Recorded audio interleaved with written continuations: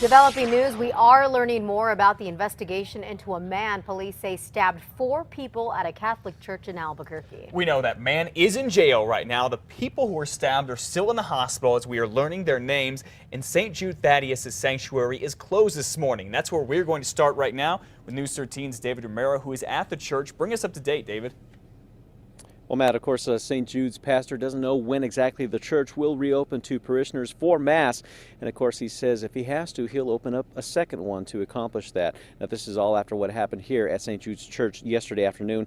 It was just afternoon when Mass was finishing up, and police say a young man started jumping over the pews and rushing towards the choir. At first, people thought he was just punching the singers, but police say many sprang into action when they realized he was stabbing them. The main guy that got hurt, ran behind us and was like, I've been hurt. And then my girlfriend's dad helped him out and took him to this building and gave him aid and water. And it took a number of parishioners to hold the attacker down until police got here. In all, 4 people were stabbed and rushed to the hospital. Now, 2 of them were in critical condition. Now, we are told that all should survive. Now, among those that were stabbed, we're getting some new information this morning. This is according to this morning's Albuquerque Journal. They are choir director Adam Alvarez and flute player Gerald Madrid. They were stabbed along with the 2 other parishioners here. And as you can imagine, it was a pretty chaotic scene here at the church after everything happened. But police say they were able to get people calmed down pretty quickly. Matt, back to you. All right, thank you for the update this morning, David. Later today, we are going to hear from more of the parishioners who took down the attacker. We're going to talk with a probation and parole officer who could have actually saved people's lives inside of St. Jude yesterday. Now, also today, we expect to learn more about the young man police say is behind the attacks. He is Lawrence Capener. He's this young man. He's 24 years old. St. Jude's pastor says Capener and his mother were very active in the church, and Lawrence's mother, Shirley Capener, is a Eucharistic minister there. The 2 live near the church, and their neighbor, Janet Rubidoux, says that Lawrence has never really caused any problems in the past. In fact, she calls him a nice man. I was just flabbergasted. I can't imagine anything like that happening. It's so out of character for the kid that I've seen for years around the neighborhood.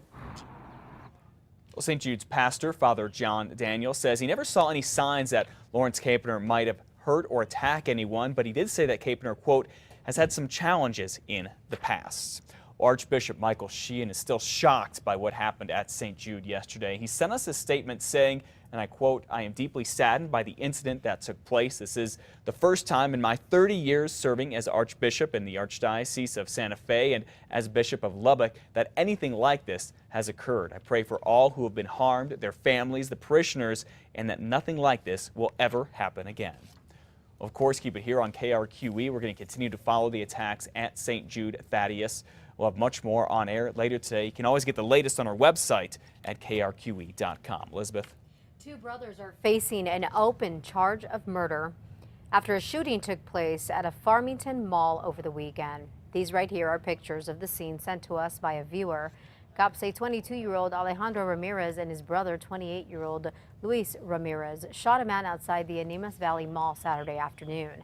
The victim, 25-year-old Johnny Villalpando, was taken to the hospital where he died a short time later.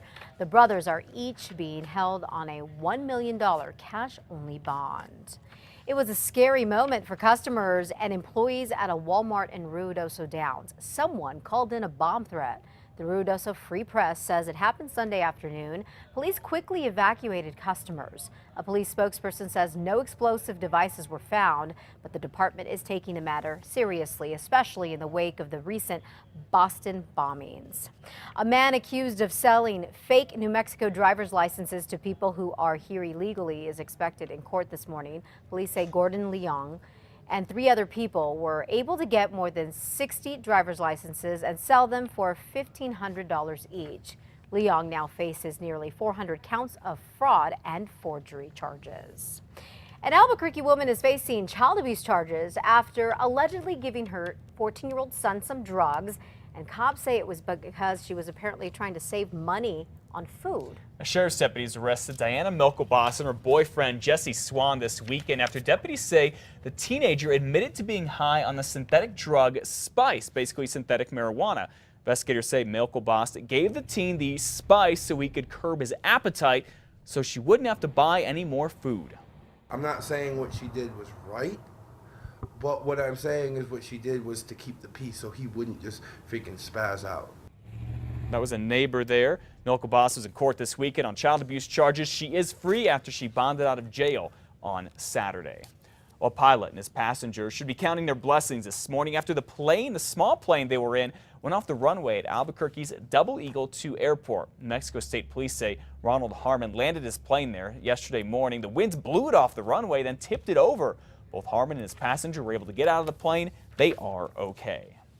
Well, the FAA is trying to find out more about what happened in Valencia County on Saturday when a skydiver died. Witnesses say the skydiver's parachute did open, but he made a fast and hard turn, hit the ground, and died. They say the man was an experienced skydiver. Again, later today we could find out more, including finding out who that man was.